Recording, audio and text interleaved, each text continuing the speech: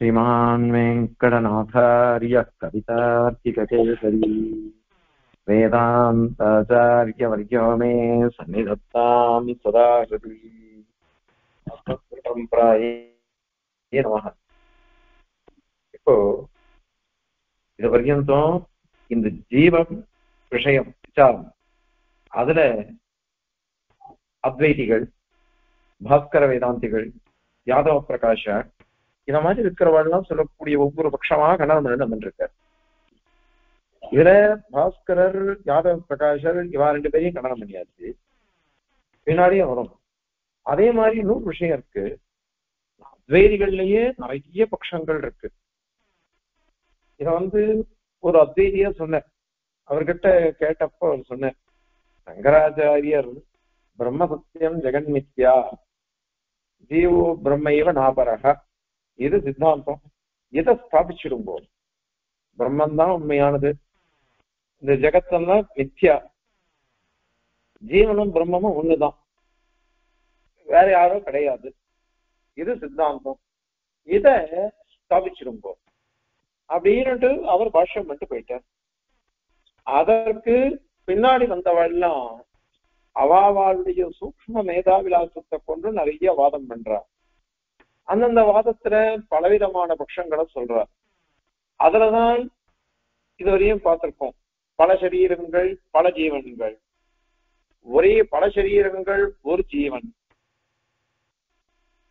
ஒரே சரீரம் ஒரே ஜீவன், இந்த மாதிரிதான் வாதங்கள்லாம் சொல்றாங்க.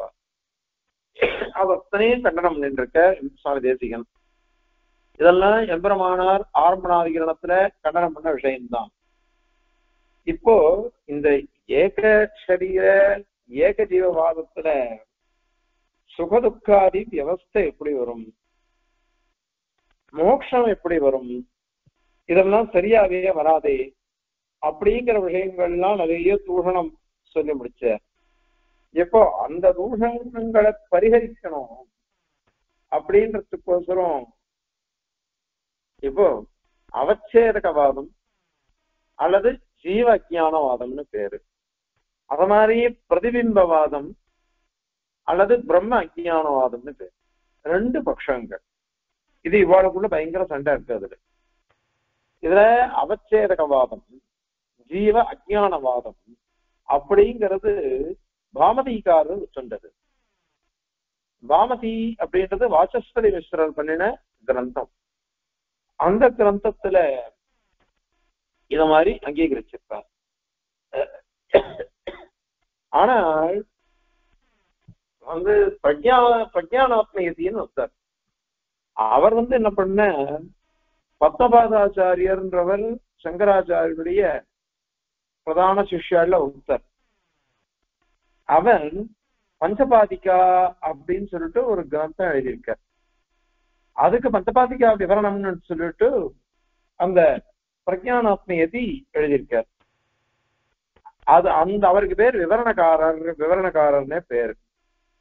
அவருடைய சித்தாந்தம் பிம்ப பிரதிபிம்பவாதம் அல்லது அவச்சேதகவாதம் அப்படின்னுட்டு, பிம்ப பிரதிபிம்பவாதம் பிரம்ம அஜானவாதம் அப்படின்னு சொல்லி சொல்றார். அதாவது வாசஸ்பதி மிஸ்ரர் சொன்ன பட்சம் அவச்சேதகவாதம் அல்லது ஜீவ அஜானவாதம். அதே விவரணக்காரர் சொன்னது, அவர் சொல்றது என்ன அப்படின்னாக்கா, இது பிம்ப பிரதிபிம்பவாதம் அல்லது பிரம்ம அஜானவாதம் அப்படின்னுட்டு ரெண்டு பட்சங்கள் இருக்கு. அந்த ரெண்டு பட்சங்கள்ல அவச்சேதகவாதம் அப்படின்றது பாமதிகாரர் சொல்றது. இந்த பாமதிகாரர் சொல்ற பட்சம் பாஸ்கர பட்சம் மாதிரி இருக்கும். பாஸ்கர பட்சம்ன்றது என்னது, ஔபாதிக பேதாபேதவாதம் அப்படின்னு சொல்றோம். ஒரு உபாதி வருது, அந்த உபாதியினால பிரம்மம் பல பல ஜீவன்களாக தெரியறது அப்படின்னு சொல்றோமோ,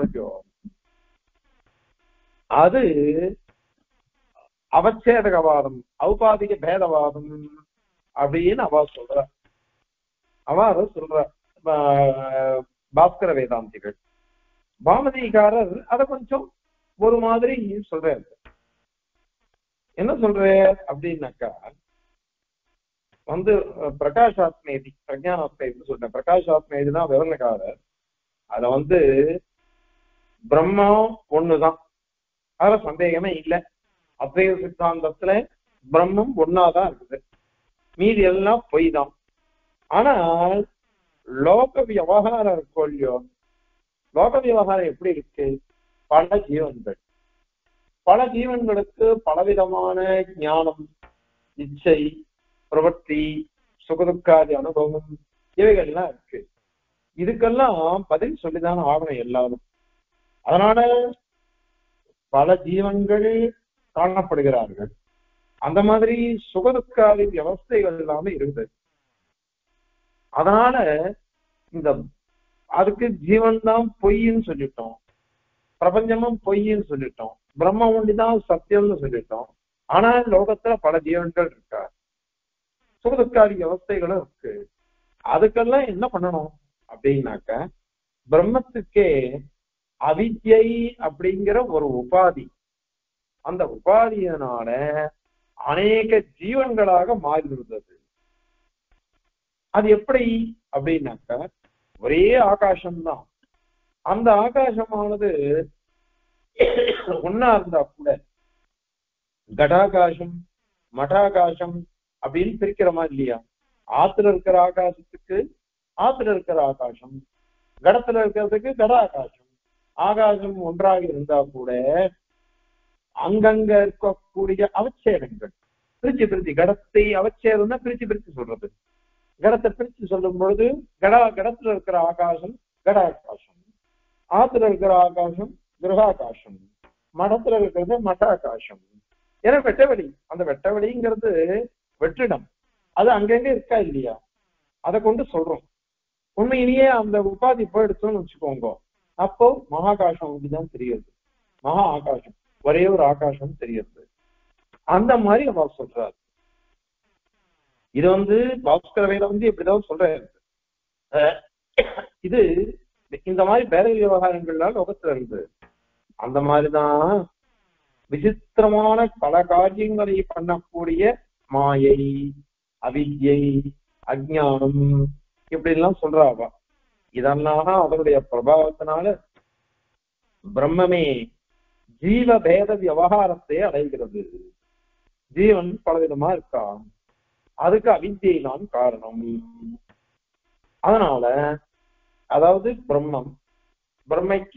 பிரம்மத்துக்கு அவித்யைங்கிறது ஒரு உபாதி வந்தது. அதனால பல ஜீவன்கள் காணப்படுகிறார்கள். அந்த ஜீவனை அவித்யை ஆசிரியிக்கிறது அப்படின்னு சொல்றார். பாத்துக்கோங்க, இதான் சுவாரஸ்யம்.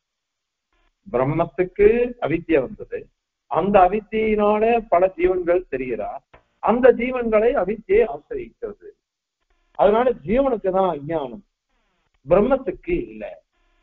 ஏன் அப்படின்னா பிரம்மன்றது நித்தியமானது, சுத்தமானது, புத்தனானது, ஞானீக சுரூபமா இருக்குது, நித்திய முக்தமா இருக்கிறது. அதுக்கு அவித்யாசிரயத்துவம் வராது, அவித்யை ஆசிரியிக்க முடியாது. சரி, நீ இப்படி சொல்ற, சரி நாங்க என்ன கேட்கிறோம், அதுக்கு அவித்யினாலதான் பிரம்மத்துக்கு அவித்யா வந்ததுனாலதான் ஜீவபாவம் வந்துடுச்சோ, அப்படின்னாக்க பிரம்மத்தை தானே அவித்யா ஆசிரியிக்கிறதுன்னு அர்த்தம். ஜீவனை ஆசிரியிக்கிறதுன்னு சொல்றியே, அது ஜீவன் தான் அவித்யைக்கு ஆசிரியம் அப்படின்னு எப்படி சொல்ற? ஏன்னா அவித்யினுடைய வசத்தினால்தான் பிரம்மத்துக்கே ஜீவனாக தோன்றுகிறதுன்றது வருது. அப்படி இருக்கச்ச நீ முதல்ல பிரம்மத்தை அவித்யா ஆசிரியிக்கணும், அதன் பிறகு ஜீவபாவம் வரணும். ஜீவபாவம் வந்ததுன்னு வச்சுக்கோங்க, அதுக்கப்புறம் அந்த ஜீவனை அவித்யா ஆசிரியிக்கணும். இப்ப ஒட்டுக்கொண்டு அந்யோன்ய ராஷ்டிரியமா இருந்தேன் என்ன பாருங்க, கல்யாணம் ஆனா பைத்தியம் தெரியும், பைத்தியம் தெரிஞ்சா கல்யாணம் ஆகணும். அது மாதிரி பிரம்மத்தை அவித்யா ஆசிரியத்ததுன்னாக்க ஜீவபாவம் வரும், ஜீவனை அவித்யா ஆசிரியத்ததுன்னாக்க பிரம்மத்துக்கு ஜீவபாவம் வரும். அப்படின்னுட்டு மாத்தி மாத்தி சொல்லிட்டு இருந்தாக்கா அந்யோன்ய ஆசிரியம் வந்துருமே. அதனால அது தோஷம் வந்துருமே. இதுக்கு என்ன சமாதானம் அப்படின்னு கேட்டாக்கா, அவரே சொல்லிட்டு போயிட்டார் வாசஸ்பதி மிஸ்ரரு. இவரு இந்த அவித்யைங்கிறது இருக்குதே, இது என்ன பண்றதுன்னாக்கா விசித்திரமான சக்தி அதுக்கு இருக்கு. விசித்திரமான சக்தி இருக்கிறதுனால அது பலவிதமான காரியங்களை பண்ணும். அதுக்கு பேரு அத்வைதிகள் என்ன பண்றான்னா அனிர்வசனீயா அவித்யா அப்படின்னு அவ சொல்றான். அனிர்வசனீயா அவித்யா அப்படின்னு போனாலும் சொன்னோம். அதாவது ஒரு ஆத்துல வெள்ளி பாத்திரம் இருக்கு, அந்த வெள்ளி பாத்திரத்தை பார்த்து நம்ம இது வெள்ளி பாத்திரம் அப்படின்னு சொல்றோம். ஆனால் ஒரு கிளைஞரை பார்த்துட்டு இது வெள்ளி அப்படின்னு தெரிஞ்சுக்கிறோம், வெள்ளின்னு தெரிஞ்சுக்கிறோம். கொஞ்ச நாள் கழிச்சு இது வெள்ளியாச்சு எடுத்துக்கலாம் அப்படின்னு நம்ம எடுத்துக்கணும்னு போனாக்கா வாதம் வந்துடும், ஐயோ இது வெள்ளி இல்லை இது கிழிஞ்சதுதான். இப்ப என்ன, இது அபூர்வமான ஒரு ரகத்தம், அபூர்வமான அனிர்வசனியம். இது வெள்ளின்னு சொல்ல முடியாது, கிழிஞ்சல்னு சொல்ல முடியாது, அப்படிப்பட்டது அது. அப்படின்னா அனிர்வச்சனீயம், நிர்வச்சனம் பண்ண முடியாது. இது இப்படிதான் அப்படின்னு பண்ண முடியாது. எப்படின்னு பண்ணவே முடியாத ஒண்ணுத்த போய் அது எப்படி அவித்தியை பிரம்மத்தை ஆசிரியச்சது, ஜீவனை ஆசிரியச்சது, அந்யோன்ய ஆசிரியம் வந்ததோ அது வந்து கேட்க கூடாது. ஏன்னா இது அனிர்வச்சனீயம், இது துர்கடத்துவம் அவித்யாயாக பூஷணம் நது தூஷணம் அப்படின்னு அவ சொல்றா. இந்த அவித்யை துர்கடத்துவம், இது அவித்யே சித்திக்காது அப்படின்னு நீ கேட்டையானாக்கா அது பூஷணம் தான் எங்களுக்கு, அது தூஷணம் கிடையாது. ஏன்னா இது அனிர்வசனீயம், டெபினேஷன் கொடுக்க முடியாது, உபபாதனம் விளக்கமா சொல்ல முடியாது. அப்படிப்பட்ட இருக்கிறத போய் இத சொல்லுன்னு எப்படி சொல்ல முடியும்? அதனால இது தூஷணம் இல்லை, பூஷணம் தான் எங்களுக்கு அப்படின்னு அவ சொல்ற. அதனால அவ அதுக்கு என்ன சொல்றா அப்படின்னாக்கா, இந்த சிலந்தி இருக்கோ இல்லையோ, சிலந்தி என்ன பண்றதுன்னா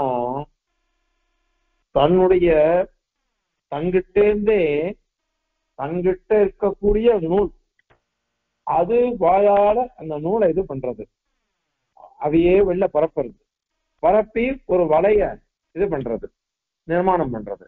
வலைய நிர்மாணம் பண்ணி அது இது ஆசிரியச்சு அது உள்ள இருக்கு.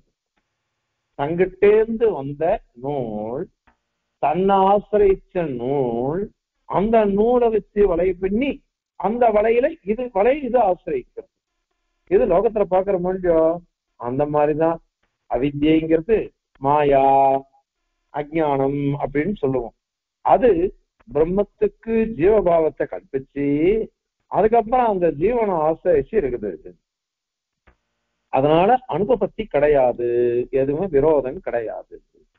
அதனால ஜீவன் தான் ஆசிரியம், பிரம்மத்துக்கு ஆசிரியத்துவம் கிடையாது. பிரம்மத்தை ஆசிரியிக்கிறது, ஜீவனை தான் ஆசிரியிச்சு இருக்குது. இதனால இதுக்கு ஜீவ அஜ்ஞானவாதம் அப்படின்னு இதுக்கு பேரு. இத சொல்றேன். இது ஆரம்ப நாகிரணத்துல எம்பெருமானார் இதை கண்டனம் பண்ணிருக்கார். ஏன்னா இந்த ஜீவ அஜ்ஞானவாதம்ன்றது அர்வாச்சியம் பிற்காலத்துல வந்தது. பிரம்ம அஜ்ஞானவாதம்ன்றதுதான் பிராச்சீனமானது. இதுதான் பிரகாசாத்மயதின்றவர் அந்த பஞ்சபாதிகைக்கு விவரணம் பண்ணவர். அதனால அவருக்கு விவரணக்காரர்னே பேரு. ரொம்ப பேருக்கு அவர் பேரே தெரியாது. விவரணகார மதம் அப்படின்னு சொல்லுவார். இத மாதிரி அவ சொன்னா. ஆனா இது கிட்டத்தட்ட பாஸ்கர பட்சம் மாதிரி இருக்குது. பாஸ்கர பட்சம் அவளும் இது மாதிரிதான் உபாதியை தான் சொல்லிருக்கா. அவ ரெண்டுத்துல ஒரு பேதம் இருக்குது. என்ன பேதம் அப்படின்னாக்க, பாஸ்கர மதத்துல உபாதியானது சத்தியமா இருக்குது, உண்மை. ஆனால் இது பாமதிக்காரர் பட்சத்துல இந்த அவித்யைங்கிற உபாதி இருக்கு பாருங்க, அது அசத்தியம் அப்படின்னுட்டு விசேஷம் இருக்குது. அதனால இதான் ரெண்டு பேருக்கும் பேதம். ஆனால் இத ஏற்கனவே பாஸ்கர பட்சத்தை கண்டனம் பண்ணிட்டதுனால இவாளும் கண்டனம் பண்ண மாதிரிதான் அது. அதனால சுவாமி தேசிகன் இந்த ஜீவ அஜ்ஞானவாதத்தை கண்டனம் பண்ணல. ஆனால் இந்த பிம்ப பிரதிபிம்பவாதம் அப்படின்னுட்டு விவரணக்காரர் சொல்ற பட்சம், அது எப்படி அப்படின்னாக்கா, இந்த மாதிரி அந்யோன்யாசிரிய தோஷம்லாம் இருக்குது. அதே மாதிரி அவித்யன்றதே சித்திக்காதே அப்படின்லாம் கேள்வி கேட்கிறோம். அதனால பிரம்மத்தையே அவித்யா ஆசிரியிக்கிறது. இதுதான் பிராச்சீன மதம் இது அப்படின்னு அவ சொல்றாரு. அது எப்படி இருக்கும் அப்படின்னாக்கா, இப்போ பிரம்மம், அதாவது ஒரு சந்திரன் தான் இருக்குது, ஏற்கனவே சொல்றோம், ஒரு சந்திரன் தான் இருக்குது. பல நீர்நிலைகள், பல கண்ணாடிகள், பல பாத்திரங்கள், இதுல நம்ம முகத்தை பார்க்கிறோம், சந்திரனை பார்க்கிறோம். இப்போ சந்திரன் அசையறதே கிடையாது, அது பாட்டுக்கு இருக்கு. ஆனால் ஜலத்துல தடாகங்கள்லாம் இருக்க, குளம்லாம், அதுல சந்திரன் தெரியறது. ஒரு விதத்துல பார்த்தோம்னா அப்படியே பச்சை தெரியறது. அந்த சமயத்துல ஒருத்தன் என்ன பண்ணா, ஒரு கள்ளத்தூக்கி அதுல போட்டுட்டான். ஜலத்துல போட்டோம்னா அந்த ஜலம் ஆடுறது. ஜலம் ஆடும் பொழுது சந்திரன் என்ன ஆகுதுன்னா அதுவும் ஆடுற மாதிரி இருக்கு. ஒரே ஜலத்துல முதல்ல ஒரு வட்டமாக தெரிஞ்ச சந்திரன் இப்போ பலவிதமான பேதங்களை ஆசிரித்த மாதிரி தெரியுது. அதே மாதிரியாக கண்ணாடியில பார்க்கணும். கண்ணாடியில நம்ம முகத்தை பார்க்கிறோம்னு வச்சுக்கோங்களேன், நம்ம முகம் எப்படி இருக்குன்றது பகவானுக்கு தான் தெரியும். ஆனால் கண்ணாடியில பார்க்கும் பொழுது அந்த கண்ணாடியில ரசம் எப்படி இருக்கோ, அல்லது கண்ணாடியில மாலின்யம் அழுக்கெல்லாம் இருந்ததுன்னு வச்சுக்கோங்க, நம்ம முகம்லாம் கூட ஒழுங்கா தெரியாது, ஒழுங்காவே தெரியாது. இத மாதிரி நம்ம பார்த்துட்டு இருக்கோம்.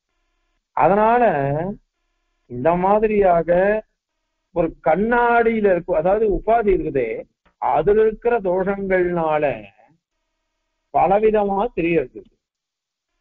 ஒரே சந்திரன் தான் பலவிதமாக தெரியறது. அந்த மாதிரி ஒரே பிரம்மன் தான். அந்த பிரம்மத்துக்கு அவித்யா வந்ததுனாக்கா இந்த சுத்தமான பிரம்மன் கூட பலவிதமான ஜீவன்களாக பிரதிபிம்பங்களாக தெரியறது. பிரம்ம சுத்தம் தான். பிரம்ம சுத்தமா இருந்தா கூட அது இந்த அவித்தியில மாட்டின்ட்டு அந்த அவித்தியினால பலவிதமாக தெரியறது. இப்படி பலவிதமாக தெரியறதுனால நாம் என்ன நினைச்சுட்டு இருக்கோம், ஜீவன் தனி, பிரம்மன் தனி, அது பேதம், ரெண்டுத்துக்கும் பேதம் இருக்கு, அது வேற இது வேற நாம தெரிஞ்சுட்டு இருக்கோம். உண்மையிலேயே அப்படி கிடையாது அப்படின்னு நம்ம சொல்றாரு. இத நம்ம சித்தாந்தத்துல ஒத்துக்க மாட்டோம். ஏன் அப்படின்னாக்கா, இவா சொல்ற ஒரே ஒரு யுக்தி என்னன்னா, ஏகமேவ அத்விதீயம் சதைவ சௌமியத வக்ர ஆசீத் ஏகமேவ அத்விதீயம் அப்படின்னு இருக்கு. அதனால ஆத்மாங்கிறது ஒன்றுதான், ஒரே ஒரு ஆத்மாதான் அப்படின்னு தெரியுது. ஆனால் லோகத்துல பலவிதமாக அனுபவிக்கிறமே, ஆத்மா பலவிதமா இருக்குதுன்னு அனுபவிக்கிறோம். அதற்கு பதில் சொல்லணுமா இல்லையோ? அப்படின்னா அதுக்குதான் பிரம்மமே சாட்சாத் ஜீவரூபமாக பரிணமிக்காது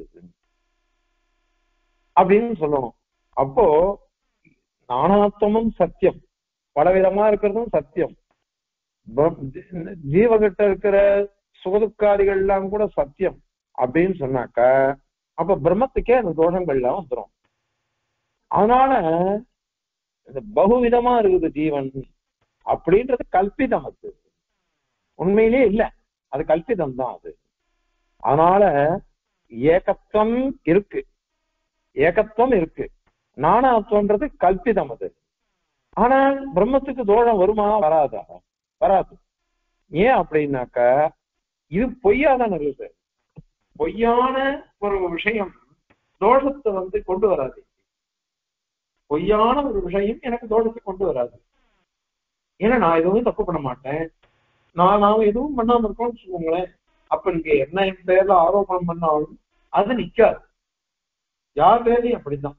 தோஷம்ன்றது நாம ஆரோபிச்சோம்னு வச்சுக்கோங்க, அப்போ அது நிக்காது. உண்மையானதா இருந்தாதான் நிற்கும் அது. அதனால இங்க இல்ல. அதுக்குதான் உதாரணம் சந்திரன் அப்படின்னா நாம சொன்னது. இப்ப சந்திரன் சுத்தமா தான் நிஷ்கலங்கமா இருக்கு. ஆனால் ஒரு ஜாத்திரையோ நம்ம உபாதியில பார்க்கும் பொழுது அங்கதான் தோஷம் தெரியுது, அதுல இருக்கிற தோஷம். அதனால சந்திரன தோஷம் இல்லை. அந்த மாதிரி அவ சொல்ற. இத 3 விதமா பிரிச்சிருக்க சங்கேபசாரீரகத்துல சர்வஜாத்த முனின்ற ஒரு ஆச்சாரியர், அவர் அத்வை. அவர் என்ன சொல்றாருனாக்கா, அதமம், மத்தியமம், உத்தமம் அப்படின்னு 3 பட்சம் வச்சுருக்க. அதுல நம்ம சித்தாந்தம் பரிணாமவாதம். பரிணாமவாதம் நம்ம சித்தாந்தம். இந்த பரிணாமவாதத்தை அதமவாதமா சொல்லிட்டே இருக்க. அதே ஜீவ அஜானவாதத்தை மத்தியமவாதமா சொல்லிட்டேன். மத்தியம் அது அப்படின்னு சொல்லிட்டேன். அதே பிரம்ம ஞானவாதத்தை உத்தமமானது அப்படின்னு அவன் சொல்லிட்டார். இது அதிகாரி பேதேன்னு, ஒவ்வொரு அதிகாரிகளும் அவாவாடு ஏத்த மாதிரி. அதம் அதிகாரிகளா இருந்தாக்கா இத மாதிரி பாப்பா, அதாவது பரிணாமவாதத்தை பாப்பா. மத்தியம அதிகாரிகள்லாம் ஜீவ அஜானவாதத்தை அங்கீகரிப்பா. உத்தம அதிகாரிகள் பிரம்ம அஜானவாதத்தை அங்கீகரிப்பா அப்படின்னு நான் சொல்லிட்டார். எதுக்கு சமாதானம் சொல்லணும். சுவாமி என்ன சமாதானம் சொல்ற, லோகத்துல உதாரணம்ன்றது எப்படி இருக்கும்னாக்கா, நமக்கு தெரியாத விஷயத்த காமிக்கணும். தெரியாத விஷயத்த காமிக்கணும்னு வச்சுக்கோங்க, அதுக்கு ஒரு திருஷ்டாந்தம் உதாரணம் காமிச்சுதான் சொல்றோம். எப்போ எப்படின்னா, லோகத்துல இருக்குது இந்த பர்வதமானது வன்னியை உடையது, ஏன் தூமம் இருக்கிறதுனால. அது எப்படி தூமம் தான் வன்னி இருக்கணுமான்னா, ஆமா, ஏன்னா நான் மகாநசத்திர பார்த்திருக்கேன், மடப்பள்ளியில நான் பார்த்திருக்கேன். எத்திர எத்திர தூமகா தத்திர தத்திர வன்னியே அப்படின்னு வியாப்தி இருக்குது. எங்கெங்க புகை இருக்குமோ அங்கெல்லாம் நெருப்பு இருக்கும் அப்படின்னு எனக்கு தெரியாது.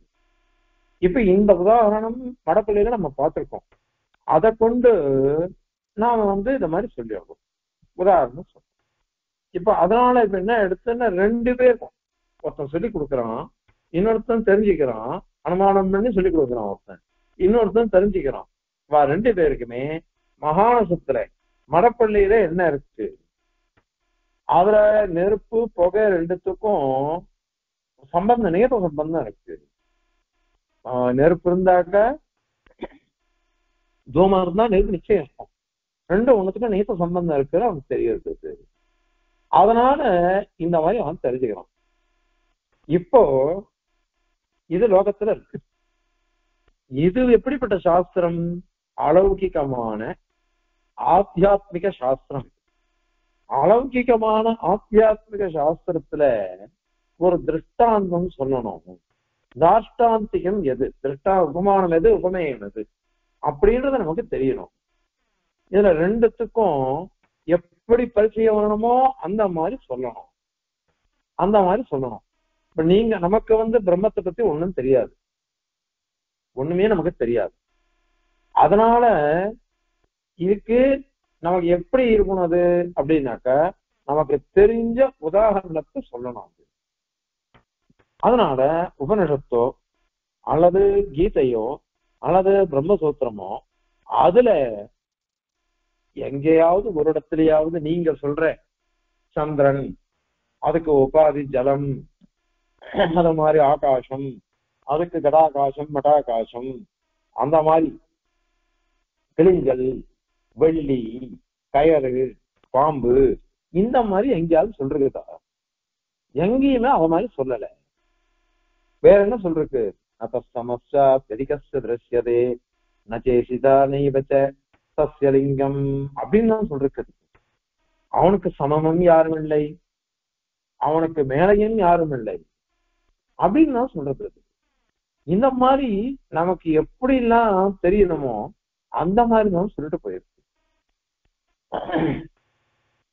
இதுல சிவபிரகாசிகர் சொல்லும் பொழுது சூத்திரகாரர் என்ன சொன்ன, பரிணாமாத் அப்படின்னு சூத்திரகாரர் சொல்லிட்டு போயிட்டார். சூத்திரகாரர் ஏன் விவர்த்தனாத் அப்படின்னு ஏன் சூத்திரகாரர் சொல்லல?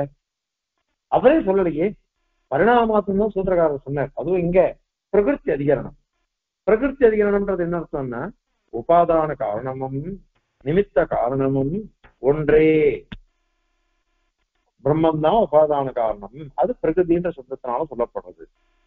பிரகிருதி அப்படின்னு இருக்கு அங்க சூத்திரத்துல. ச அப்படிங்கிற சப்தத்தினால நிமித்த காரணமும் பிரம்மந்தான் அப்படின்னு அங்க சொல்லப்படுறது. அதனால ஸ்பஷ்டமாக அங்க பிரகிருதியும் உபாதான காரணமும் நிமித்த காரணமும் பிரம்மமே அப்படின்னு சொல்றது. அதனால அதை சொல்லும் பொழுது பரிணாமாத் அப்படின்னு சூத்திரக்காரர் சொல்லிட்டு போயிட்டார்.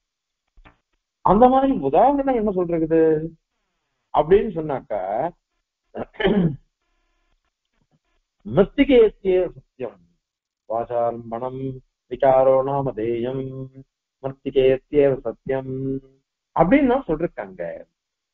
எங்கேயாவது உங்களுடைய நீங்க சொன்னீங்களே சுக்திகா, அதாவது கிளிஞ்சல், ரஜதம், வெள்ளி அப்படின்ற உதாரணம் இருக்கா? எங்கேயுமே அந்த மாதிரி சூத்திரக்காரன்னு சொல்லல, ஸ்ருதியும் காமிச்சு கொடுக்கல, ஸ்ருதியும் அந்த மாதிரி காமிச்சு கொடுக்கல. இல்லாத ஒரு விஷயத்தை நீங்க எதுக்கு சொல்றீங்க? அதே மாதிரி ததைக்ஷத பகுஸ்யாம் சோ காமயத பகுஸ்யாம் பிரஜா ஏதி சக அகாமயத்தை அப்படின்றது. அது ஐக்ஷத அப்படின்னு. ஐக்ஷதன்னாக்கா பார்த்தது. பார்த்ததுன்னா இங்க பார் அப்படின்னா என்ன அர்த்தம்? கவனின்னு அர்த்தம். ஞானத்தை கொண்டு சங்கல்பிச்சுடுது. ததைக்ஷத அந்த பரதேவதையானது சங்கல்பித்தது. சக அகாமயத்தை அவன் ஆசைப்பட்டான், அதாவது சங்கல்பித்தான் அப்படின்னு தான் சொல்லி எடுத்தோம். உன் சித்தாந்தம் படி சொன்னாக்கா அது வியவர்த்தத்தை அப்படின்னு சொல்லணும். அந்த மாதிரி சொல்லவே இல்லையா ஸ்ருதி? எங்கேயாவது அந்த மாதிரி சொல்லியிருக்கா? அதனால நீங்க பார்த்த கிரியாபதங்கள்லாம் எல்லாமே எப்படி இருக்குன்னாக்கா, பகவான் சிருஷ்டித்தான், பகவான் சிருஷ்டித்தான், பகவான் சங்கல்பித்தான் அப்படின்னா இருக்கு. எங்கேயுமே அஜ்ஞானத்தினால பிரம்மமானது மாற்றின் விடுத்து அப்படின்னா எதுவுமே இல்லையே, எதுவுமே இல்லை. நீங்க இப்படி ரொம்ப கஷ்டப்பட்டு பொய்யான பிரபஞ்சம், பொய்யான ஜீவன், பொய்யான சங்கல்பம், பொய்யான சிருஷ்டி, அந்த மாதிரி எல்லாத்தையும் நீங்க கற்பிச்சுட்டே போகணும். எப்படி கற்பிச்சுட்டு போனாக்கா எதுக்குமே வழி இல்லாம போயிடும். அதனால அது தவறு. அந்த சித்தாந்தம்ன்றது தவறு. அது மட்டும் இல்லை. சரி, நீங்க சொல்றதை அப்படியே வச்சுக்கணும். இப்போ லோகத்துல எப்படி இருக்கு தெரியுமா? கண்ணாடியில என் முகத்தை பாக்குறேன், கண்ணாடியில என் முகத்தை பாக்குறேன். என்னுடைய முகம் கண்ணாடியில தெரியறதோ இல்லையோ? இவன் அந்த கண்ணாடிய மொத்தம் கள்ளத்துக்கு போட்டு உடைச்சிட்டான். நான் முகத்தை பார்த்துட்டே இருக்கேன், உடைச்சிட்டான்னாக்கா அப்ப என்ன ஆகுது? என்னுடைய முகமும் அங்க போயிடுறதா இல்லையா? முகமும் போயிடுறது. அப்போ உபாதியா இருக்கிறது எது? கண்ணாடி. அந்த கண்ணாடி உபாதி, அதுலதான் என் முகம் தெரிஞ்சது. இப்ப அந்த உபாதியான கண்ணாடியே உடஞ்சி போயிடுச்சு, நாசத்துல அடைஞ்சிடுச்சு. உடனே என்னுடைய முகமும் போயிடுச்சா இல்லையா? அந்த மாதிரி இங்கேயும் அவித்தியங்கிற உபாதி, அந்த அவித்தியினாலதான் ஜீவபாவமே வருது பிரம்மத்துக்கு அப்படின்னு நீ சொன்ன. இந்த உபாதி போயிடுச்சுன்னு வச்சுக்கோ, அப்ப ஜீவனே போயிடுவானே. எப்படி கண்ணாடி போயிடுச்சுன்னா, உபாதியான கண்ணாடி போயிடுச்சுன்னு முகம் போயிடுறதோ, அந்த மாதிரி உபாதியான அவித்திய போயிடுச்சுன்னாக்கா இந்த ஜீவன் நாசத்தை அடைஞ்சிருவான். ஜீவன் நாசத்தை அடையிறதுதான் மோட்சம் அப்படின்னு சொன்னாக்கா, யாராவது ஒருத்தனாவது இதுக்கு வருவானா? யாராவது ஒருத்தனாவது வருவானா? மோட்ச சாஸ்திரத்தை அதிகரிக்கணும், மோட்ச சாஸ்திரத்தை தெரிஞ்சுட்டு நான் உபாசனம் பண்ணணும், மோட்சத்தை அடையணும் அப்படின்னு யாராவது வருவானா? நீங்க தான் சொல்றீங்க. அவன் சாதன சதுஷ்டயம்னு ஒண்ணு ஒத்துக்கிறான். நாமெல்லாம் கர்மகாண்டம் தான் பூர்வ விருத்தம் சொல்றோம். வேதாந்தம் வாசிக்கிறதுக்கு கர்ம மீமாம்சைய வாசிச்சுட்டு தான் போகணும். அதோ பிரம்ம ஜிக்ஞாசா அப்படின்ற இடத்துல அப்படிங்கிறதுக்கு கர்ம அதிகமானந்தரம், கர்ம ஜானானந்தரம் அப்படின்னு பாஷ்யக்காரர் அர்த்தம் பண்ணிருக்கார். இது பாஷ்யக்காரர் கல்பிக்கல, இது வாக்கியக்காரர் தான் சொன்னது. பிரம்மநந்தியெல்லாம் சொன்ன விஷயம் அது போதாயன வசதியில் இருக்கிறது. அதை சேர்ந்துதான் எம்பெருமானார் சாதிக்கிறார். ஏதோ கல்பிச்சுள்ள அதனால இப்ப இது வந்து அகநக கர்ம ஞானானந்தரம் அர்த்தம் பண்ணிருக்கா. அதனால பிரம்ம மீமாம்சைக்கு கர்ம மீமாம்சைலாம் பூர்வ விருத்தம் முன்னாடி வாசிக்க வேண்டியது அப்படின்னு நம்ம சித்தாந்தம். ஆனால் சங்கராச்சாரியர் என்ன பண்ணிட்டாருன்னா சாதன சதுஷ்டயம் தான் அப்படின்னு சொல்றாரு. அந்த சாதன சதுஷ்டயம் எதுனாக்க நித்திய அனித்ய வஸ்து விவேகம். இது நித்தியம், இது அதுதான் பிரம்மமே நித்தியம், மீதி எல்லாம் அனித்தியம் அப்படின்னுட்டு வஸ்துவனுடைய விவேக ஞானம். இது ஒண்ணு. அதுக்கப்புறம் சமதமாதி சாதன சம்பத்து அப்படிங்கிறார். புலனடக்கம், அதாவது வெளி இந்திரியங்கள் உள்ளிந்திரியமான மனசு இவைகளை அடக்கிறதுன்னு அர்த்தம். அதாவது லௌகிக விஷயத்துல போகாம பிரம்ம விஷயத்திலேயே போகும்படியாக பண்றது இந்திரியங்களை. இது சமதமாதி சாதன சம்பத்துன்னு சொல்றார். அது மாதிரி ஐஹிக ஆமுஷ்மிக பல போக விராக, ஐஹிக பலனும் ஆமுஷ்மிக பலனும், அதாவது காமியங்கள்ல புத்தி போகக்கூடாது, எதுவுமே கூடாது, அந்த காமிய விஷயங்கள்ல சிந்தனையே வரக்கூடாது. இது மூணாவது வைராக்கியம் வரணும். நாலாவது முமுட்சுத்துவம் அப்படின்றது. முமுட்சுத்துவம்னா என்ன அர்த்தம்? நான் முக்தி அடைய வேண்டும் அப்படின்னு ஒரு இச்சை வரணும். இது முமுட்சுத்துவம்ன்றது. இந்த முமுட்சுத்துவம் இது நாலு. இப்ப பாரு, நீ என்ன சொல்லிட்ட, பிரதிபிம்பவாதம்னு சொல்லிட்ட, பிம்ப பிரதிபிம்பவாதம்னு. ஒரு உபாதி, அந்த உபாதி போயிடுச்சுனாக்கா பிரதிபிம்பமும் போயிடுறது, முடிஞ்சு போயிடுறது. அதே மாதிரி உபாதியான அவித்யை போயிடுச்சுனாக்கா ஜீவனே போயிடுவான். ஜீவனே போயிடுவான் அப்படின்னு சொன்னாக்க அந்த ஜீவனுக்கு எப்படி இச்சை வரும்? நான் உபாசனம் பண்ணேன்னா எனக்கு தத்துவஞானம் வந்தால் நானே அழுகி போடுவேன் அப்படின்னு அவனுக்கு ஒரு ஞானம் வந்ததுன்னு வச்சுக்கோங்க. அப்ப சத்வேதசோ மோக்ஷ கதா பிரஸ்தாப கந்ததா அப்படின்னு எம்பெருமான பரியாசம் பண்றாரு ஜிக்ஞாசாகிரணத்துல. இவன் ஓடி போயிடுவான். மோட்ச கதையை ஆரம்பிக்கச்சேவே எனக்கு வேண்டாம், இந்த மோட்சமே வேண்டாம், நான் எங்கேயே கஷ்டப்பட்டு இருக்கேன்ட்டு ஓடி போயிடுவான்.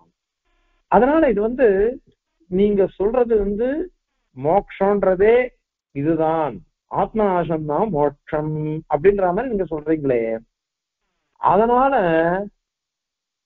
இது வந்து விரோதமா இருக்குது, அதனால அது தப்பு அப்படின்னு சொன்னார். அவன் என்ன சொல்றா அப்படின்னாக்கா அதுக்கு அப்படி இல்ல, இது வந்து முமுட்சுத்துவம் வராது அப்படின்னு நாங்க சொன்னோம்.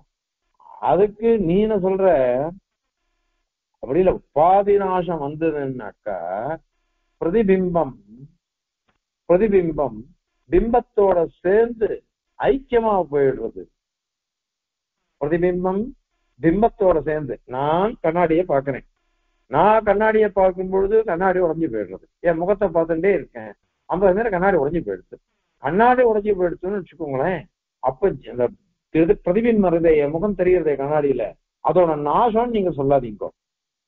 அந்த பிரதிபிம்ப நான் பிம்பத்தை உடையில நான் தானே, எனக்கு எங்கிட்ட அது ஐக்கியம் ஆயிடுறது, அது ஐக்கியம் ஆயிடுறது அப்படின்னுட்டு நாங்க சொல்றோம்.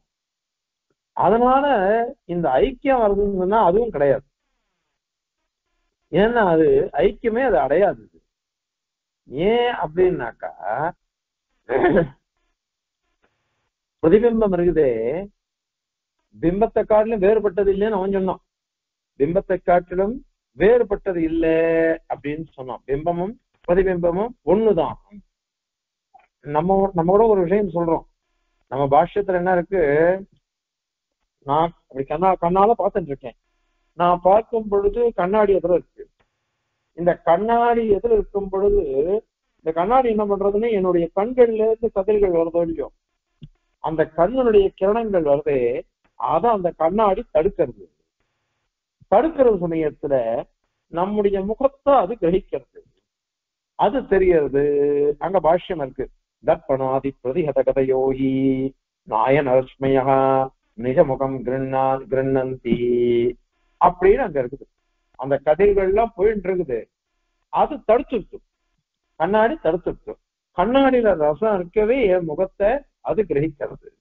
அதே ஒரு செவத்துல என் மூஞ்ச பார்த்தேன்னு வச்சுக்கோங்க, செவத்துல ரசம் இல்லை, அதனால என்ன தெரிஞ்சுக்கல, அது என்ன கிரகிக்கல. அப்படின்னா சொல்றோம். அதனால பிம்பாதிரிக்தமான பிரதிபிம்பம்ன்றது ஒண்ணு தனியா இல்ல. அதனால பிம்பமும் பிரதிபிம்பமும் ஐக்கியத்தை அடைஞ்சிடுறது அப்படின்னு நாங்க சொல்றோம். அதனால நாசமே இல்லையே அப்படின்னு சொன்னா அதுவும் தவறு. அது ஏன்னா நீ என்ன சொல்ற தெரியுமா, அனைத்தும் நிர்விசேஷம்னு சொல்லிருக்க. பிரம்மன்றது நிர்விசேஷம், அதுக்கு ஒரு குணமும் கிடையாது, ஒரு கிரியையும் கிடையாது, வெறும் ஞானீக சுரூபம், அது பாட்டுக்க பிரகாசிச்சுட்டு இருக்குது அப்படின்னு தான் நீ சொல்றது. அதனால அது போய் பார்க்கறதுன்னு சொல்றதே தவறாச்சு. அது பார்க்கறதுன்றதே தப்பாச்சு. அது நாங்க பிம்பமே அங்க தெரியறதா சொல்லவே இல்லை. நாங்க அது பிரதிபிம்பம் தான் அங்க. பிரதிபிம்பம் அதாவது என்ன அர்த்தம்னாக்கா பிம்ப தரிசனம் ஒண்டிதான் அங்க இருக்குது. நாங்க பார்ப்போம், ஏன்னா எங்களுக்கு ஞானம் இருக்கு, ஞாபகத்துவம் இருக்கு, அதனால எங்களுக்கு எல்லாம் சித்திக்கும். உங்களுக்கு அது மாதிரி சித்திக்காது. அதனால யாருக்கு என்ன தெரிஞ்சுது இங்க? அதனால வெறும் ஒரு உதாரணத்தை காமிச்சிட்டதுனாலேயே எல்லாரும் சரியா போயிடுமா? அதனால திருஷ்டாந்தமும் தாஷ்டாந்திக்கமும் அது ரெண்டும் ஒண்ணுக்கு ஒண்ணு ஒத்து போகணும். நாங்க சலிகை பண்ற உள்ள நெருப்பையும் பார்க்கிறோம், புகையையும் பார்க்கிறோம், அதுக்கப்புறம் பர்வதத்துல அதை கண்டுபிடிக்கிறோம். அந்த மாதிரி சமயத்துல ரெண்டும் ஒத்து போகுது. ஆனால் இங்க அப்படி இல்லையே, அது மாதிரி இல்லையே. அதனால ஐக்கியன்றதே இங்க கிடையாது. பிரதிபிம்பம் பிம்பத்தோட ஐக்கியமாகிறது அப்படின்றதே கிடையாது. இங்க இல்லாத ஒரு விஷயத்தை ஒண்ணு கல்பிக்க கூடாது. அதனால நீ இத மாதிரி கல்பிச்சானாக்க உன் சித்தாந்தத்துல ஹானி வந்துடும். உன் சித்தாந்தத்துல ஹானி வரும். அந்த ஹானியானது வரக்கூடாதுன்னு நீ ஒத்துக்கல. உன் சித்தாந்தத்துல அது கிடையாது இல்லையோ. ஏன்னா நிர்விசேடமான பிரம்மம், நிர்விசேடமான பிரம்மத்துல போய் அது பார்க்கிறது, அது தெரிஞ்சுக்கிறது, அதனுடைய பிரதிபிம்பம் ஐக்கியமாகிறது. அதுக்கு ஒண்ணுமே இல்லாததுக்கு எப்படி பிரதிபிம்பம் வந்தது, எப்படி அது தெரிஞ்சது, அது முகம் தெரியறது அப்படின்னு கேட்கிற. அதுவும் வராதே. அதனால நீ எப்படி சொன்னாலும் சரி, உன்னுடைய பிரகாரம் சித்தாந்த பிரகாரம் பார்த்தோம்னாக்கா எல்லாம் விரோதமா வருது. எல்லாம் விரோதமா வருதுனால இந்த பிரதிபிம்பவாதம் அப்படிங்கிற சித்தாந்தமே சரியில்லை. அதனால அவச்சேதகவாதம் வராது அப்படின்னு பாஸ்கர வேதாந்தியை கண்டனம் பண்றதுனால வந்தது. இப்போ இந்த இவர் சொன்னாரு பிரகாஷாத்மயதி விவரணகாரி, அவர் சொன்ன பிரதிபிம்பவாதமும் வராது. ஏன்னா அதை சொன்னாலும் தோஷம் வருது. உங்களுக்கு தோஷம் வருதுனால என்னைக்குமே ஏற்றுக்க முடியாது இது அப்படிங்கறது இந்த ஸ்லோகத்தினால சாதிக்கிற. இப்போ இந்த ஸ்லோகத்தை சேவிக்கலாம். சோயாதாரேஷு தோஷாகரைவ பகுதா உபாதிஷு பிரம்மசுத்தம் சாயாபன்னம் விசேஷான் பஜதி தனுகிருதः தத்ரதிச்சந்த பூதாः இத்யபி அத்யந்ததுஷ்டம் பிரசஜதி ச ததா ஜீவநாசோ அபவர்கः சாயாவதைக்யம் ந பஜதி ந தத் தர்சனம் பிரம்மணஸ்தே அப்படின்னு சாதிக்கிறது. சோயாதாரிஷு, சோயத்துக்கு ஆதாரம், சோயம்னா ஜலம், அதுக்கு ஆதாரமா இருக்கிறது நீர்நிலைகள் அப்படின்னு அர்த்தம்.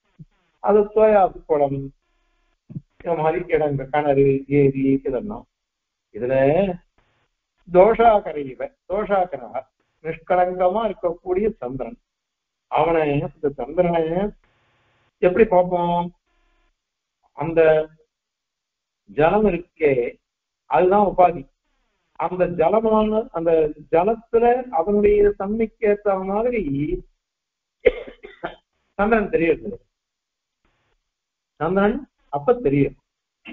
அதனால பகுதா உபாதிஷு, உபாதிஷு சுத்தம் பிரம்ம, அந்த உபாதிகள்ல சுத்தமான பிரம்மம், அது பல உபாதிகள் இருக்குது, அநேக உபாதிகள். அவைகள்ல பல உபாதிகள்ல சுத்தமான பிரம்மமே இத மாதிரி தெரியறது ஜீவனாக. எப்படி தெரியறது அப்படின்னு சொன்னாக்க அவ சொல்ற அந்த கரணம் அப்படின்னு ஒண்ணு சொல்ற. அந்த கரணம் அப்படின்றது ஒரு அசேதம். அகங்காரம், அகங்காரம் இவன் ரொம்ப அகங்காரம் பிடிச்ச ஆயிரம் கர்வம் பிடிச்சவன் சொன்னவன் அது இல்லை. அது எவ்வளவானா அது சொல்லிருக்க, அது மனோவர்த்தி விசேஷம் அப்படின்னு அது இல்லை, இங்க சொல்லப்படல. இந்த இடத்துல அகங்காரம் அப்படின்னு சொல்லப்படுறது என்னதுன்னா அந்த கரணம், ஒரு மனசனுடைய ஒரு சித்தம் அப்படின்னு சொல்றமே அத மாதிரி ஒரு அச்சேதனம் தான் அது. அந்த அந்த கரணம் தான் பலவிதமான ஜீவன்களாக தெரியுது. அது தெரியுது பகுதா சாயா பண்ணம், பகுதா பலவிதமாக தெரியுது. அது சாயா பண்ணம், சாயான்னாக்க நிழல்னு அர்த்தம். இங்க என்ன அர்த்தம், பிரதிபிம்பம் அப்படின்னு அர்த்தம். அது நிழல் இருக்குனாலும் தவறு இல்லை. இப்ப நம்ம பகல்ல போறோம், காத்தால போகச்சு நம்ம உடம்பு நிழலை பார்த்தோம்னு வச்சுக்கோங்க, நீண்டு இருக்கும். நம்ம மேற்க பார்த்து போறோம், கிழக்கு சூரியன் நதிக்கிறது, அப்ப பார்த்தோம்னாக்கா நம்ம நிழல் பெருசா தெரியும். மத்தியானம் போனோம்னாக்கா குட்டையா தெரியும். உண்மையிலேயே நம்ம உடம்புல நீளமும் இல்லை, உசரமும் இல்லை, இதுவும் இல்லை, குட்டையா இருக்கிறதும் கிடையாது, திட்டமானதாகவும் தான் இருக்கணும். ஆனால் அந்த சூரியனுடைய கதியை கொண்டு, அந்த உபாதியை கொண்டு நாம இத மாதிரி பார்க்கிறோம். முசரமா இருக்கிற மாதிரி, குள்ளமா இருக்கிற மாதிரி, ஒரேடியா கொஞ்சம் போயிட்டா மாதிரி அப்படிலாம் பார்க்கிறோம். அதனால சாயா அது பிரதிபலிக்கிறது, பிரதிபிம்பமாக தெரிகிறது. விசேஷான் பலவிதமான விசேஷங்களை அடைகிறது இந்த பிரம்மமே. உண்மையிலேயே அந்த கரணம் தான். அந்த கரணம் இந்த இத பிரம்மத்துக்கு அஞ்ஞானம் வந்ததுனால அந்த கரணத்தை பார்க்கறது. அந்த கரணத்தை பார்க்கவே பலவிதமான ஜீவன்களாக பலவிதமான சுகுருக்காரிகளை உடைத்ததாக பார்க்கிறது அப்படின்னு சொல்றாங்க. அப்போ தத் பிரதிச்சந்த பூதாக தனுபிரதா, அந்த பிரம்ம விதை அதனால பார்த்தது அந்த கரணத்தை, அதனுடைய பிரதிச்சந்தம். பிரதிச்சந்தம்னா பிரதிபிம்பம் அப்படின்னு அர்த்தம். அதுதான் தனுபிரதா. தனுன்னா உடம்பு, உடம்பை உடையவர்கள் ஜீவன்கள் அர்த்தம். ஜீவராசிகள்லாம் உடம்பை உடைத்தவைகள், அவைகள்லாம் பிரதிபிம்பங்களாக தெரிகின்றன. இந்த பட்சம் கூட அத்தியந்த துஷ்டம், இது திருடமான பட்சமே இல்லை. இந்த பட்சமானது சித்திக்காது. இந்த மாதிரி நீ கேட்கறதும் சரியில்லை. ஏன் அப்படின்னாக்கா ததா ஜீவநாசக அப்பவர்க்க, ஜீவனுடைய நாசம்தான் அப்பவர்க்கம் மோட்சம் அப்படின்னு உனக்கு சித்தி சொல்லுது. ஏன் அப்படின்னா, இப்ப நீ என்ன சொன்ன, ஒரு ஒரு பிம்பம், அந்த பிம்பமானது கண்ணாடியை பார்க்கறது, கண்ணாடியில பிரதிபிம்பம் தெரியுது, கண்ணாடிதான் உபாதி. அந்த உபாதி உடைஞ்சிருக்குனாக்க அப்ப பிரதிபிம்பம் நாசம் ஆயிடுறது. அப்படின்னா பிம்பமும் போயிடுறதுன்னு அர்த்தம், பிம்பமும் போயிடுறதுன்னு அர்த்தம். இப்போ அப்ப ஜீவநாசம் தானே, ஜீவ ஆத்மஸ்வரூபமே போயிடுறதுன்னு அர்த்தம். ஏன்னா இங்க எப்படி பிரம்மம் அகங்காரத்தை பார்த்தது, அகங்காரத்தை பார்த்தாக்கா அந்த கரணம் வருகிறது, அதை பார்க்கறது, அதுதான் உபாதி அந்த கரணம். அந்த கரணம் போயிடுச்சுனாக்கா அச்சேதனம், அது நாசத்தை அடைஞ்சிடுச்சுனாக்கா இப்ப ஜீவனே போயிடலாம்னு அர்த்தம். ஜீவன் போயிட்டாருனாக்கா ஜீவனுடைய நாசம்தான் மோட்சம். எப்படி கண்ணாடியில பிரதிபம்பம் போயிடுச்சுனாக்க அது நாசத்தை அடையிறதோ சுரூபமே, அந்த மாதிரி அந்த கரணமான உபாதி போயிடுச்சுனாக்க அதுல இந்த ஜீவன்கிற பிரதிபிம்பமும் போயிடுச்சுன்னா ஜீவநாசம் தான் மோட்சம் அப்படின்னு சொன்னதா ஆயிடும். அப்ப யாருமே இதுபோதும் பிரவர்த்திக்க மாட்டாளே, யாரும் பிரவர்த்திக்க மாட்டாங்க. அதனால ஜீவநாசக அப்போ பிரசஜடிச்ச அந்த மாதிரி பிரசங்கிக்கும். பிரசங்கம்னா என்ன அர்த்தம், அனிஷ்ட பிராப்தி.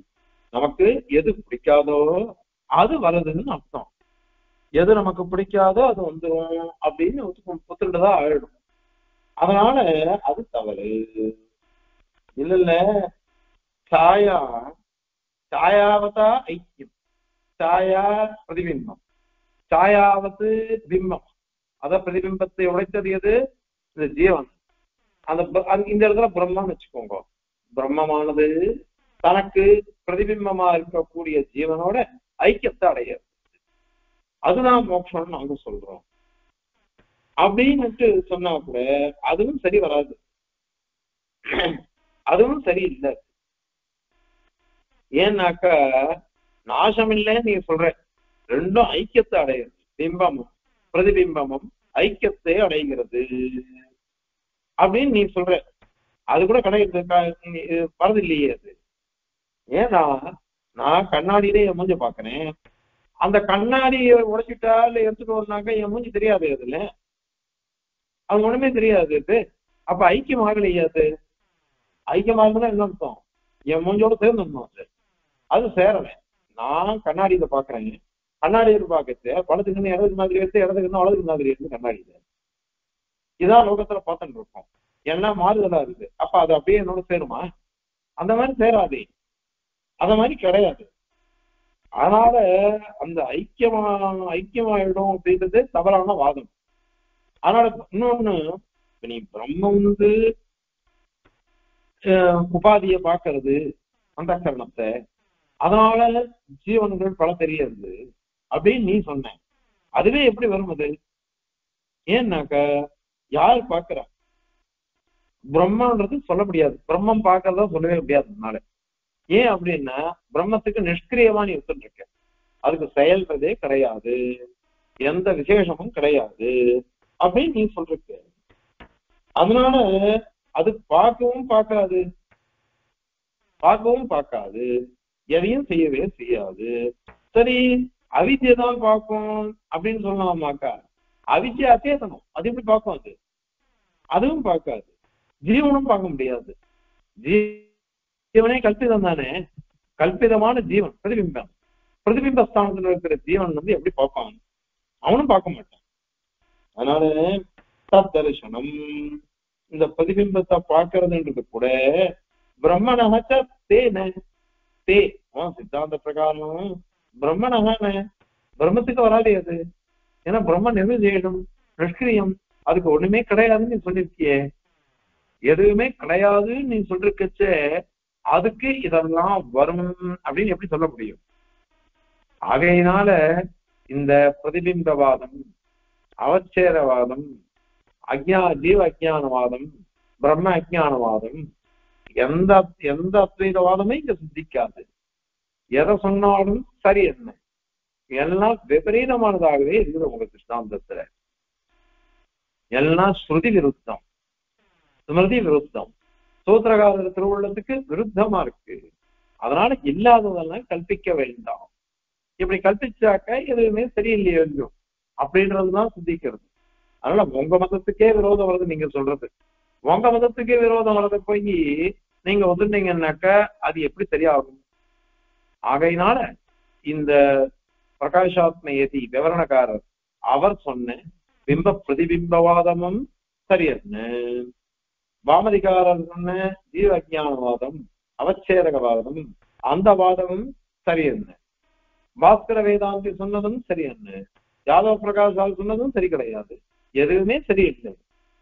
அதே எம்பெருமானாரோ சர்வ ஸ்ருதி ஐகரஸ்யம், அனைத்து ஸ்ருதிகளுக்கும் ஐகரஸ்யத்தை கொண்டு சாதிக்கிறதுனால அதுவே சரியான சித்தாந்தமாகும் அப்படிங்கறது சொல்றேன். இங்க இப்போ ஸ்லோகத்தை சேவிக்கலாம். இப்போ